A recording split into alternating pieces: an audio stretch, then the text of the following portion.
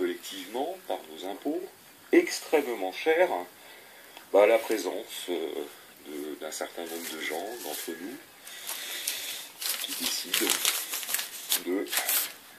d'utiliser ce qui s'appelle le droit légal de manifester, qui donc a un coût. Bien. On va commencer par l'histoire de ce boxeur, Christophe D. Qui est un gars, je trouve, assez honnête. Regardez qu'il s'est fait filmer chez lui, dans un état d'émotion qui ne semble absolument pas fin, expliquant que, bon, il a fait partie des mouvements des Gilets jaunes depuis le début, et que, devant l'augmentation des violences policières auxquelles il était. Enfin, on va couper. Vous voyez, nous sommes toujours dans l'action, monteur, casting, scénario. Vous voyez le truc ou pas? Donc, moi et M. Houplon, nous avons un décalage d'horaire. Lui est en Amérique du Sud. Moi, je suis ici. Nous sommes ici. Ok? Eh bien, la déduction est tout de même un peu similaire. Je m'explique.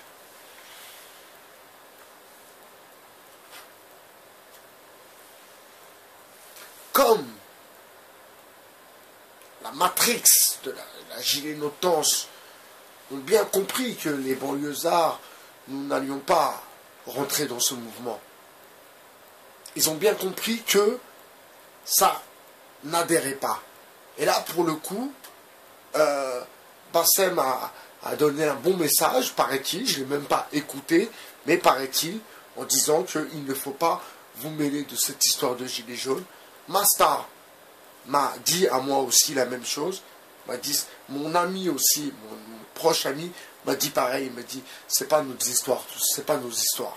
Donc, moi qui vis sur Paris, mais qui est quelque part dans ma bulle pour pouvoir avoir de bonnes analyses, vous comprenez? Donc c'est pour ça que quand je vous renvoie quelque chose, ce n'est pas du blablabla. Enfin, revenons à nos moutons. Ce boxeur fait partie de la communauté des gitans. Vous voyez? Les gitans que les villes sont maintenant obligées d'accueillir, ils ont des trucs aménagés, ils sont mieux accueillis qu'avant, c'est vrai. Mais quand même, il y a des coins où c'est galère pour eux aussi. C'est une vérité. Maintenant, est-ce que c'est pas la prochaine menace que les gens du voyage rentrent dans ce game? Vous comprenez? Que les gens du voyage, demain, par exemple, vous voyez, le sud de la France. Et d'ailleurs, le sud de la France, ça me rappelle Castaner. Castaner, ancien joueur de poker, mec du milieu. Et donc, qui a forcément des connections avec la French Connection.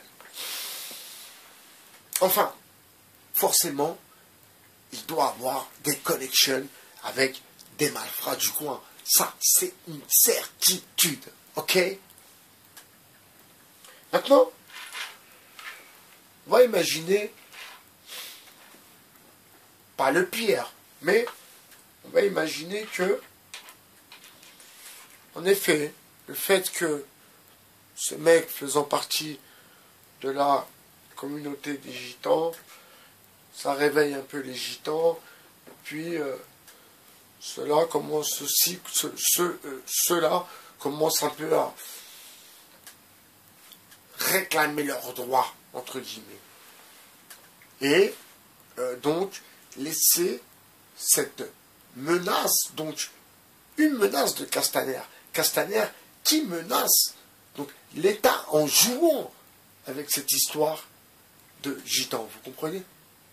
Comme lui, c'est un mec qui est passé par le milieu. Donc, les amis, ils peuvent faire croire à ces technocrates qui n'ont connu que la bobostance et la hipster-tance, vous voyez ce que je veux dire? Et eux, les voyous, ça les fait flipper, mes amis. Donc, si Castaner a toujours des connexions avec la French Connection, eh bien, c'est une éventualité, bien sûr, qu'il doit toujours avoir des connexions avec ses amis d'avant. Vous comprenez? Donc, Monsieur Houblon, d'ailleurs, je vais vous répéter encore une fois, parce que je veux que vous compreniez bien le délire. Moi, je suis seul. Je suis seul. Je prie, je lis, j'écris, je vais faire du sport. C'est ça ma matrix. D'accord? Donc, il n'y a pas de choses qui viennent polluer mon esprit. Alors, à chaque fois, je donne comme exemple, vous voyez, entre un enfant qui grandit dans un quartier et un enfant qui grandit à la campagne. Eh bien, un enfant qui grandit dans un quartier, forcément, et malgré lui, il sera pollué par l'autre les marques, l'autre le chichon, l'autre machin, l'autre bidule, tandis que celui qui est à la cambrousse, il n'y a rien. Donc, il est obligé de se recentrer sur lui-même. Donc, ça fait forcément des enfants plus sensibles et plus attentifs. Enfin, c'était juste une parenthèse.